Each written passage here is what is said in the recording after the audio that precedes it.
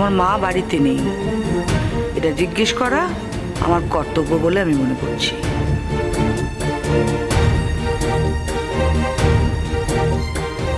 মা, অত্রি নিজের কাজে যাচ্ছে, আমার সাথে যাবে কেন?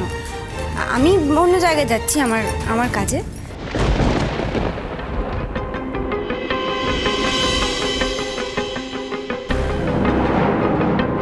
তা কোথাও যাওয়ার যখন আছে দাঁড়িয়ে আছো কেন? যাও, যেখানে যাওয়ার চলে যাও। মামুনি আসছি। হ্যাঁ বাবা, তাড়াতাড়ি করে যাও, তাড়াতাড়ি করে ফিরে এসো, কেমন? একটা কাজে যাচ্ছি মামুনি, শেষ হলেই ফিরে আসবো। ঠিক আছে, যাও।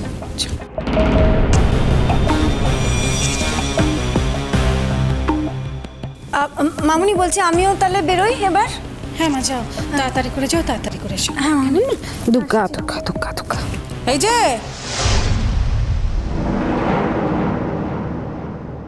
এই এতক্ষণ কি অত্রির জন্যই তুমি দাঁড়িয়েছিলে? হ্যাঁ, অত্রি এলো আর অমনিও তুমিও চললে। কাকিমণি, যদি ধরো আমি অত্রির সাথেই বেরোতাম, তাহলে তোমাদের সবার আপত্তি থাকতো, তাই না?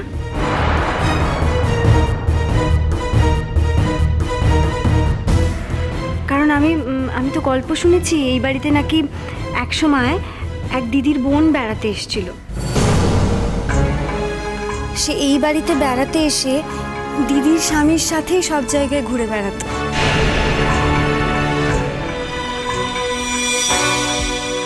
আর বেচারা দিদিটার কোথাও যাওয়া হতো না। সেই শালি আর জামাইবাবু সারা দেশ, এমনকি তারা নাকি বিদেশও ঘুরে এসছে।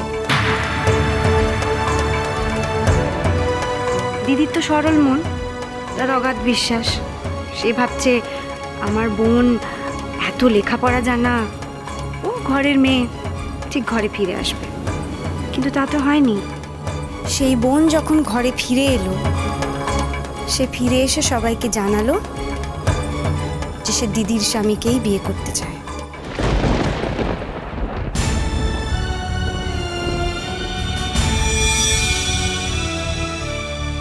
এইরকম একটা ঘটনা তোমাদের বাড়িতে ঘটেছে বলে তোমরা ভয় পাও না? তাহলে একটা কথা বলি তোমায় কাকিমণি, সবাই সমান হয় না।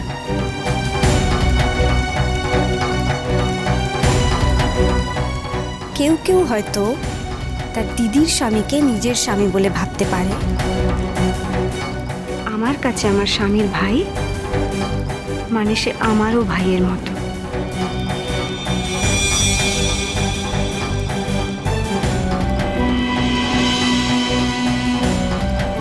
আসছি মামু।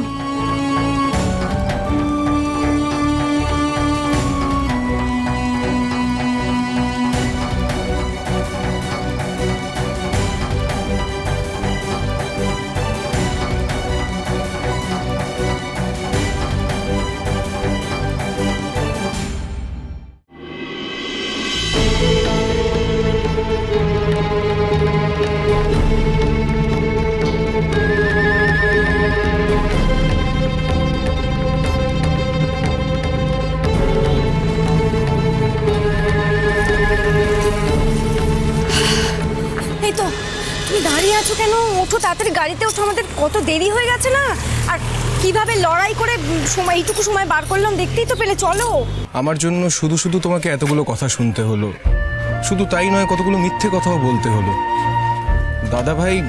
দাদাভাই এমনি আমার উপর খুব রেগে আছে। ও ফিরে এলে একটা কেলেঙ্কারি হবে। ও তো, আমি খুব ভালো করেই বুঝতে পারি, ও আমাদের কথাবার্তা বলাটা পছন্দ করে না। আমি সেটা রিয়েলাইজও করি, আর আমার খারাপও লাগে। ওমা অত্রি, এতে তোমার খারাপ লাগার কি আছে? তোমার দাদাভাই তোমার খারাপ লাগার জন্য কিচ্ছু বলেনি, ও তো আমার খারাপ লাগার জন্য বলেছে। না, তবুও ভাবছিলাম যে তুমি এটা নিয়ে এত ভেবো না অত্রি। তোমার দাদাভাই তোমার উপর একটুও রাগ করেনি, ওর যত রাগ আমার উপর।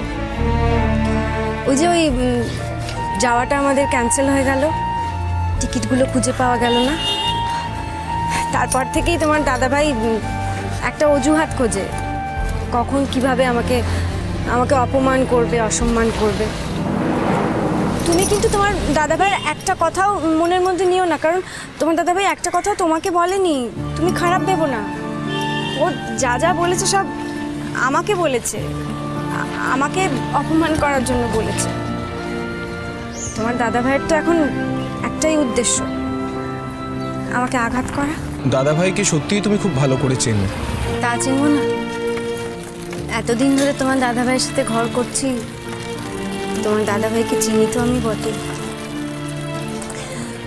কিন্তু অত্রি, তুমি এতদিন ধরে যাকে চেনার চেষ্টা করছো, তার বাবাকে তুমি মানে তাকে নিয়ে তার বাবাকে এইটুকু কথা বলতে পারছো না? আমার মনে হয় তুমি তোমার আরাত্রিকাকে এখনো ঠিক মতন চিনতেই পারোনি। তাই জন্য বলছি তাড়াতাড়ি গাড়িতে ওঠো, চলো।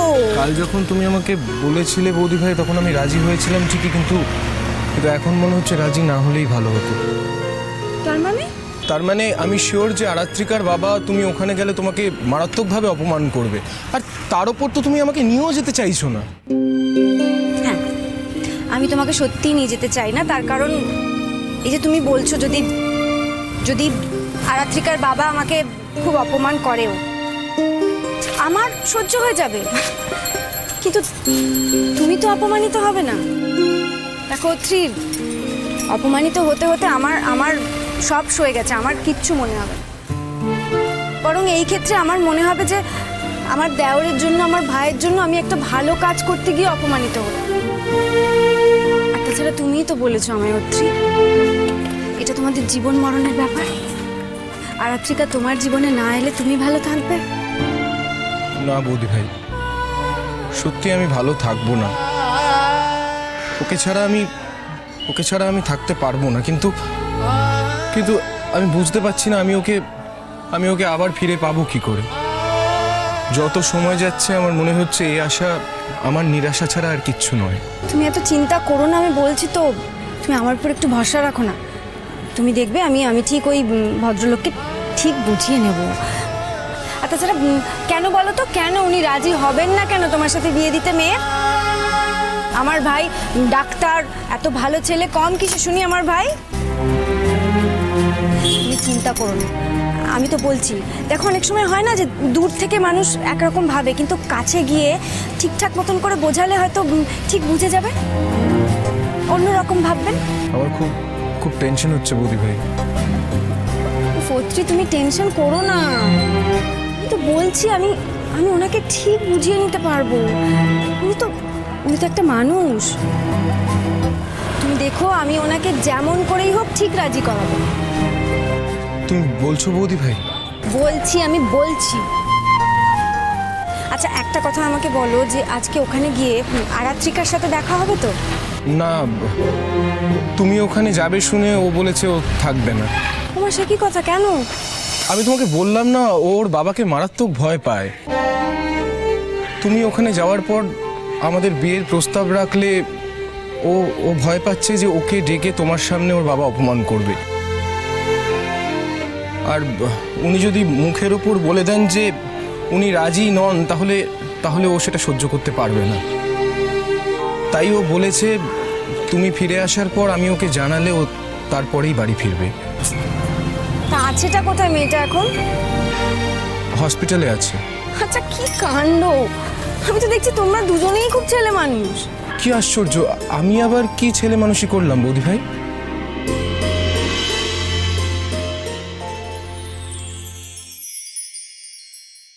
সমুদ্র, তুই যেভাবে গঙ্গাবতীকে ভালোবাসিস, ও কি তোকে ঠিক একইভাবে ভালোবাসে? না, আসলে মাঝে মাঝে ওর কাছে একটা ফোন আসে, জানিস তো? হ্যাঁ, তবে ফোন আসে ওর, আসলে ওর মা ফোন করে। সরি টু সে সমুদ্র, ওটা ওর মায়ের ফোন আসে না। তাহলে কে ফোন করে বলেন? বল কে ফোন করে? এই হচ্ছে আসল সময়। এই সময়টার জন্য কতদিন অপেক্ষা করেছে সমুদ্র। ওর রিজুদা নামে কারোর সঙ্গে পরিচয় আছে না?